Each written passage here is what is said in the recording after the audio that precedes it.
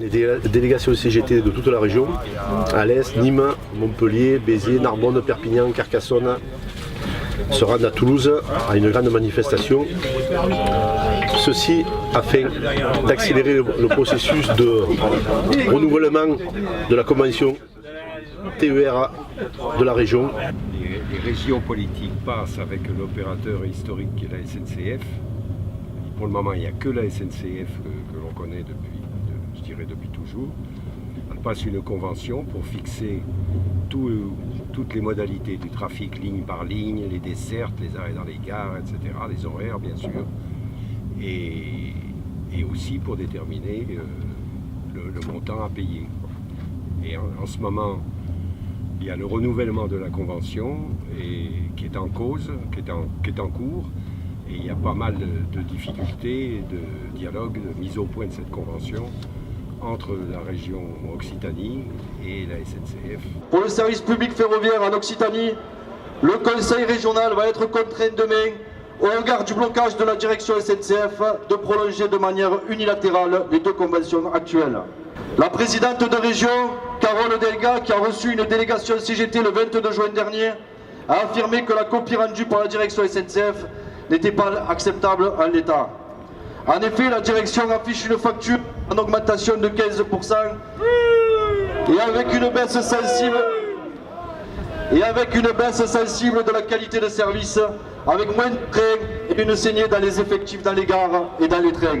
Pépi, notre directeur, a demandé de nouvelles études. Par exemple, nous pour le Gard, c'est rive droite du Rhône et Alès-Bessèges. Donc il relance des études pour 18 mois. Tout simplement pour démontrer qu'on ne peut pas faire, alors que ces études elles ont été déjà réalisées. Tout est arrêté, tout est acté, les financements sont écrits, etc. Tout est prêt pour faire, mais ils ne veulent pas faire. Le prétexte avancé pour justifier cette purge est une hausse des coûts du TER et un déséquilibre financier pour les conventions TER. Les comptes TER au plan national sont au vert, démontrant ainsi qu'il n'y a pas péril à la demeure pour la maison SNCF. La véritable augmentation des coûts du TER se retrouve notamment dans les péages en raison conséquence d'une réforme du ferroviaire non financée. Dans la logique de la direction, tout ce qui n'est pas rentable n'a aucun intérêt. Globalement, il y a beaucoup de dégradation, mais si on parle vraiment localement, il y a des lignes sur lesquelles ça va beaucoup moins bien et il y en a d'autres sur lesquelles ça va bien. Alors, on est toujours partagé au niveau même du matériel. Il y a eu du nouveau matériel, il y a eu des améliorations par exemple entre Nîmes et Alès principalement.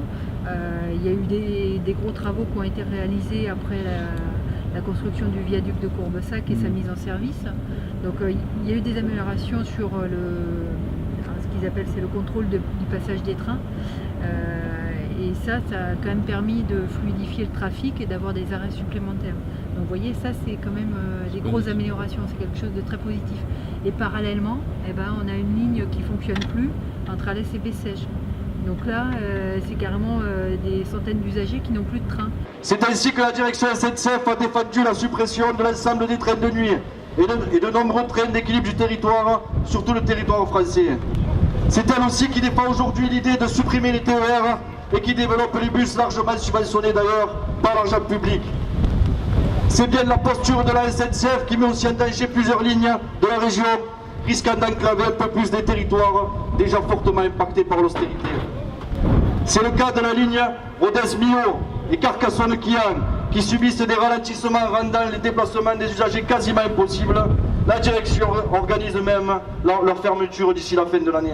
Donc on est là pour demander à la SNCF de faire ce qu'il faut pour que ce train jaune continue à vivre dans de bonnes conditions et qu'ils acceptent que la rénovation se fasse et surtout qu'ils nous disent comment ils comptent s'y prendre eux de leur côté, puisque tout est transparent du point de vue de la région, mais pas du point de vue de la SNCF. Monsieur Pépi, qui est lui-même dans la politique de Monsieur Macron et qui sont tous deux dans une politique capitaliste et de rentabilité, où ne doit ressortir, vous le savez très bien, ne doit ressortir des services publics que ce qui rapporte de l'argent.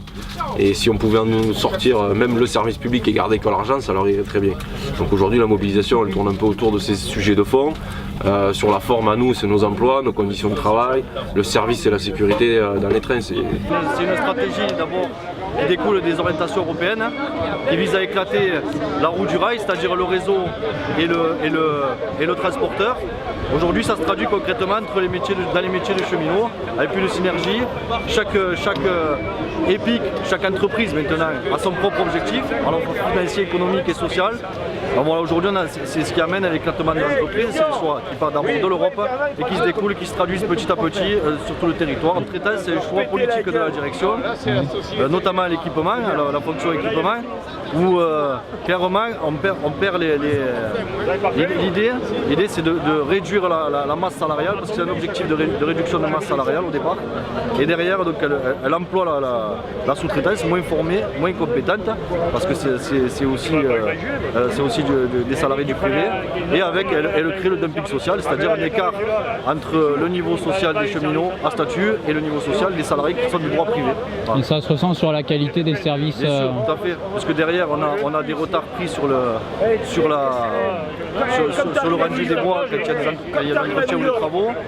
Souvent il faut que les cheminots récupèrent le travail des malfaçons qui sont organisés par les entreprises privées. Donc tout ça, ça engendre une dégradation du service public.